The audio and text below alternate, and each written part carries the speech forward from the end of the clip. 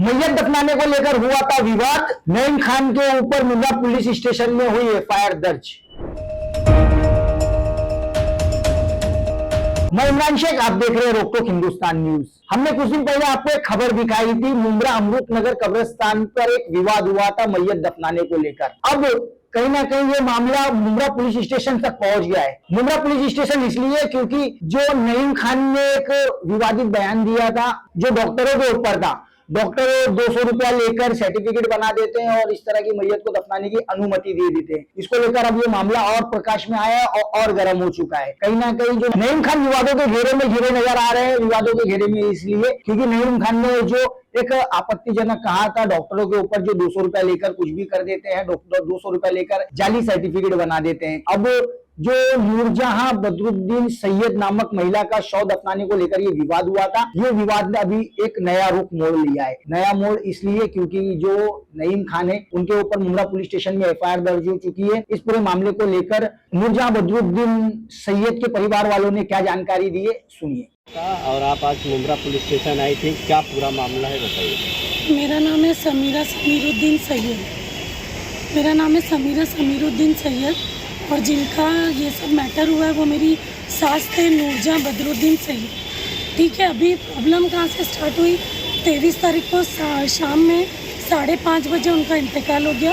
TMC hospital है जो अपना MM बली है वहाँ पर, और वो 1 तारीख से एडमिट थे वहाँ पर। 23 तारीख तक वहाँ पर वो एडमिट थे। ठीक है, उनका स्पाइन का ऑपरेशन, उनके टाँके भी नहीं खोले गए थे जब उनका इंतकाल हुआ जब। ठीक है, वहाँ उनको ऑपरेशन करवा के जब लेके आ गए, ऑपरेशन में तो वो एकदम अच्छे थे माशाल्लाह। उसके बाद उनको थोड़ा डर के वजह से माइनर अटैक टाइप आ गया और उसके बाद वो वेंटिलेटर पर चले गए। 6-7 दिन वो वेंटिलेटर पे थे। 14 तारीख को उनका ऑपरेशन हुआ था। उसके बाद 6-7 दिन वो वेंटिलेटर पर थे। उसके बाद अल्हम्दुलिल्लाह अल्लाह का शुक्र हुआ कि वो नॉर्मल भी हो गया। ठीक है, फिर अचानक से पता नहीं क्या प्रॉब्लम हो गई। अब अल्लाह की मर्जी है, मौत मिट्टी तो अल्लाह के हाथ में, उनका इंतकाल हो गया। तो जब 23 तारीख को शाम में 5:30 बजे हम लोग हॉस्पिटल में थे, हम लोग को मालूम पड़ गया कि ऐसा हो गया। तो हमने मेरे भाई को और हम लोग के बिल्डिंग का जो चेयरमैन है गफ्फार शेख, उन लोग को भेजे कि आगे जाओ और दफनाने के लिए जो भी रीति रिवाज लगता है वो करो।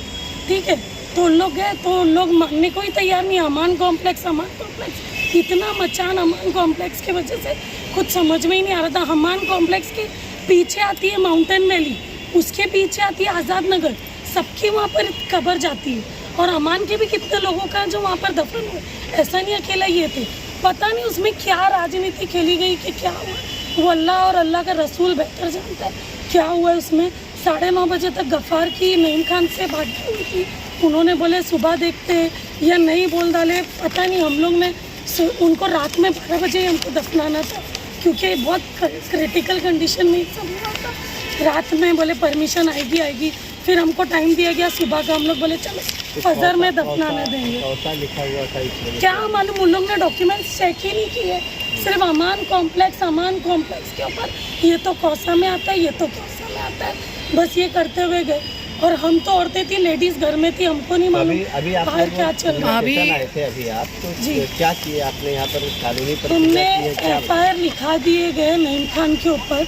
उन्होंने ठीक है हमारे साथ तो गलत की, मैयत के साथ तो बहुत गलत किए ही की। उन्होंने बाद में उनके घर वालों को भी नहीं छोड़े। उनके बच्चे लोग, हम लोग जो 1 महीने से उनके पीछे परेशान थे, उन लोग के ऊपर उन्होंने ये इल्ज़ाम लगाया वीडियो में, सोशल मीडिया में आके कि पता नहीं बोले पॉइजन पिला के लाए, क्या गला दबा के लेके आए, मुझे नहीं मालूम। बोले जब तुमको नहीं मालूम तो तुम कैसे बोल रहे हो किसी के ऊपर कि तुमको ये की। ठीक है, ये भी चीज़ सुनिए, आज 28 तारीख है, 23 तारीख को इनका इंतकाल हो गया था, आज 28 तारीख है। आप इतने दिनों बाद एफआईआर दर्ज करने आए। को भी आए थे रात में 2 बजे।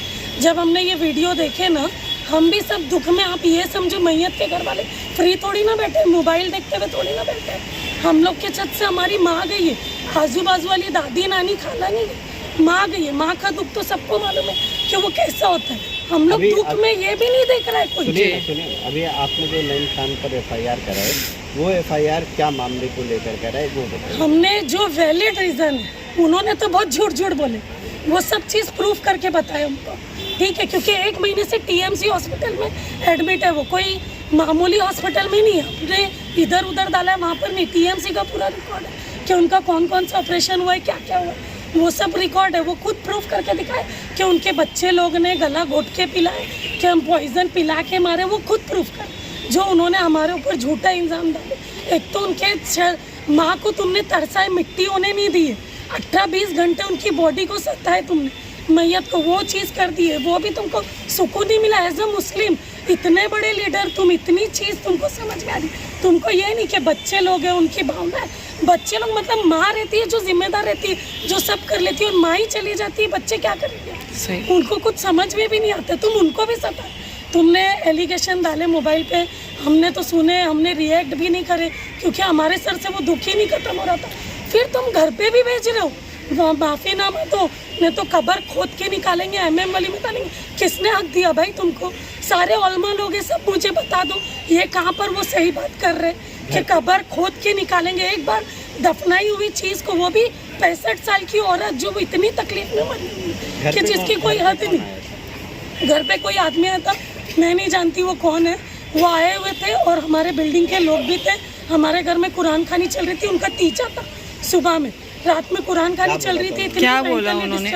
वो बोले आके कि तुम नईम खान को माफीनामा दो, माफीनामा दो तो तुम्हारा मैटर हाई कोर्ट में चले गया, नईम खान को दो तुम माफीनामा, तो वो तुम्हारा ये केस खत्म करेंगे, नहीं तो कल ही सब लोग आ रहे कबर खोदने के लिए। कबर खोद के कोई दिखा देवे मुझे कि एक बार जो चीज़ दफन हो गई, कैसी भी हो गई, चलो ठीक है, तुमको अगर डॉक्यूमेंट्स का इशू था तो करवा के देते ना, सही, कौन सी बड़ी बात है? तुमको प्रॉब्लम क्या थी? अच्छा, आप तदफीन के लिए गए, जो मामले परमिशन के लिए गए थे, आपको कोई पावती होती उधर से कुछ मिली नहीं थी? दी है, 1900 रुपए की। जब तुमको नहीं करना था कफन दफन की, सुबह में 1900 की पावती दे दी हमको। अच्छा, वो दे दिए? वो पावती दे दी 1900 रुपए की, कफन दफन का सामान की पावती दे दी है, उससे हम लोग ने सब करवा दी, कबर खोदने का वो सब करवा दिए, लेकिन गेट पास नहीं दिया। गेट पास नहीं दी और हमने कुछ भी नहीं करे। अभी आप लोगों का जो उनका डेथ सर्टिफिकेट है वो कैसे हासिल करेंगे? हाँ। उनको देना पड़ेगा, उनको देना पड़ेगा। नईम खान से हम लोग दावा कर रहे भाई, हमको डेथ सर्टिफिकेट तो हमारे पास ओरिजिनल है, टीएमसी हॉस्पिटल का, घर में उनका इंतकाल हुआ, टीएमसी हॉस्पिटल में हुआ है, डॉक्टर के निगरानी में 1 महीना हुआ। तुम प्रूफ करके बताओ क्यों नहीं देंगे तुम कोई भी चीज़? मैं सिर्फ इतना कहना चाहूँगा कि 40 साल से वो वहाँ के ट्रस्टी है, दरगाह मस्जिद कब्रिस्तान, तो उनको शर्म आनी चाहिए कि शरई तौर पे उनको पता रहना चाहिए कि मैयत कितनी देर में दफन होती है। वो पूर्व मैर रह चुके, उनको खुद सोचना चाहिए कि ये जो मसला है मैयत का कितनी देर में दफन होता है। 18-19 घंटे बॉडी रहती है और दफन नहीं होती है, तो उनको वो सोचना चाहिए। और इसमें मैं तमाम उलमा से यही कहूँगा, आप तमाम भी इसमें आए कि नेक्स्ट टाइम ये चीज़ किसी के ना हो और एक फतवा जारी करे इस बंदे के खिलाफ जो 40 साल से दरगाह मस्जिद कब्रिस्तान का ट्रस्टी बन के बैठा हुआ है और वहाँ गैर शरीयती काम कर रहे हैं। तो मैं तमाम उलमा, गैर शरीयती मतलब क्या ये हो? गैर शरीयत ये हुआ ना, 18 घंटा अगर कोई बॉडी रुकती है तो शरीयत के खिलाफ ही काम नहीं, हुआ। आपने ऐसा कहा कि गैर वहाँ पर बैठा है, गैर शरीयती काम कर रहा था, ऐसे और कौन से काम आपको नजर आए ये उसमें? जो मैयत का मसला है ना, ये गैर शरई हुआ, ये एक मसला है। अभी हम इंशाल्लाह इसमें उतरे, अब इसमें तमाम लोग जो जिनके साथ हुआ है ना वो भी हमसे कांटेक्ट करेंगे, ऑलरेडी कांटेक्ट कर रहे हैं जिनके साथ जो हुआ है, और इंशाल्लाह भी इसमें हम लोग लीड कर रहे हैं। इंशाल्लाह ये जो मसला है हम लोग पूरा आगे तक लेके जाएंगे कि नेक्स्ट टाइम किसी के ना। और दूसरी चीज़ मैं बोलता हूँ, ये लोगों ने जो सिस्टम बनाया है कौसा अमृतनगर, ये भारतीय संविधान के खिलाफ है। इन्होंने जो रूल बनाया है ये भारतीय संविधान का उल्लंघन है, उसके लिए भी इन पर मामला दर्ज होता है। सिस्टम जब कोई आदमी एक ऊंची पद पे रहकर बनाता है तो उसको संविधान के दायरे में बनाता है, अगर वो संविधान के खिलाफ उसका रूल है तो रूल को नहीं माना जाएगा। ये चीज़ आप देख लीजिए, हमने नईम खान के ऊपर एफ किया हुआ है, जिसके अंदर धारा 301, 299, 351, 356 और ठीक है लास्ट में 3/5 ये धारा हमने लगाई है। ये एक ऐसा मामला है कि आप शरीयत के दायरे में भी देखेंगे तो ये सबसे गलत हुआ है, और आर्टिकल हमारे संविधान के हिसाब से भी देखेंगे तो इन्होंने उसका भी उल्लंघन किया है कि आर्टिकल 21 के हिसाब से राइट हर एक का बनता है कि हर चीज़ उसको सहूलत दी जाए, लेकिन उन्होंने उसको भी फेल किया और 18 से 20 घंटे मैयत को उन्होंने रोक के रखा।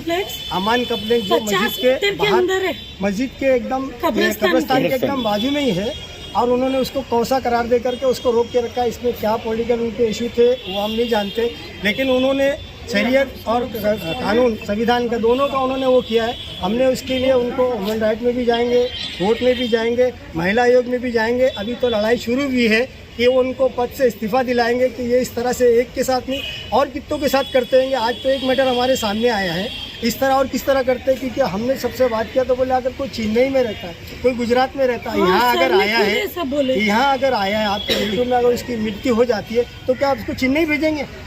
उसको यहाँ दफनाया जाएगा ना। जब आर्टिकल वो दिखा रहे आपको डेथ सर्टिफिकेट दिखा रहे नॉर्मल तरीके से हॉस्पिटलाइज होकर के वो डेथ हुआ है तो आप उसको दफन करिए ना।